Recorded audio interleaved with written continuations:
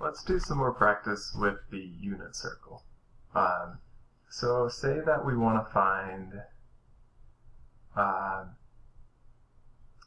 so let's just start off with our fundamentals here. Let's say we want to find sine of 30 degrees. So let's draw up our unit circle. And if we want to do 30 degrees, well, that is going to be about here. Now, remember our coordinate is going to be something over 2, something over 2. Our choices are, for the numerators, 1, root 2, or root 3. Well, root 2 is only when it's like root 2 over 2, root 2 over 2. That's the 45 degree angle. So we're down to 1 and root 3. So clearly the x coordinate is bigger than the y coordinate because the length is bigger than the height here. So we'll put root 3 or 2, then 1/2. So sine 30 degrees, this is 30 degrees, that would be the y coordinate here, so 1/2. What if we wanted tan 30 degrees? Well, we've already got our 30 degrees. We just take the y divided by the x. So 1 divided by root 3. You can ignore the denominators because they're the same and just divide the numerators. So 1 over root 3, you might also see that as root 3 over 3. You can get there just by multiplying by root 3 and top and bottom. It's the same thing. Now what if we want, why don't we say cos of 150 degrees. So let's draw 150 degrees. Well, this right here is 180 degrees. So 150 degrees is 30 degrees around that way.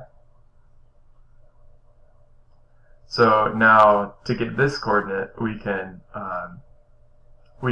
just use this information here. It's like the same thing except the x now becomes negative. So negative root 3 over 2, 1/2. So now cos 150 is negative root 3 over 2. And then since there's just a negative introduced, if we wanted to find tan 150 degrees, that's just negative 1 over 3, or negative root 3 over 3. What if we wanted to find, how about sine of 240 degrees? Well, this is 270 degrees. So 240 degrees is going to be right about here. Now, yeah, because this is 30 degrees, and this would be the 60 degree part. So this part is bigger, this part is smaller. So let's label our point. Something over 2, something over 2.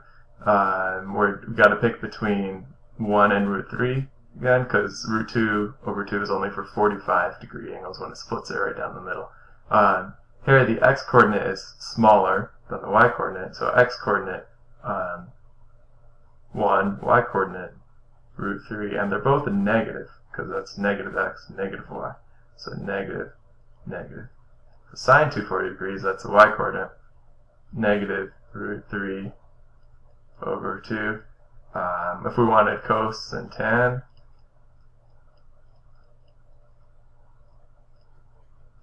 we can just, cos, we can just take the x coordinate, so that's negative 1/2. And then tan 240, we can just take the ratio. So that's like negative root 3 divided by negative 1. Well, that's just root 3. Cool. Let's do one more. Let's do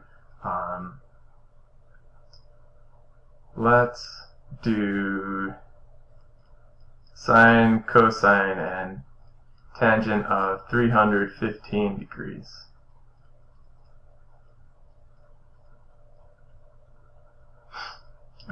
So 315 degrees, Well, 315 degrees is right here, because this is 360 degrees. So here that's 45 degrees, and from here to here that's 45 degrees. So it has to split it right down the middle.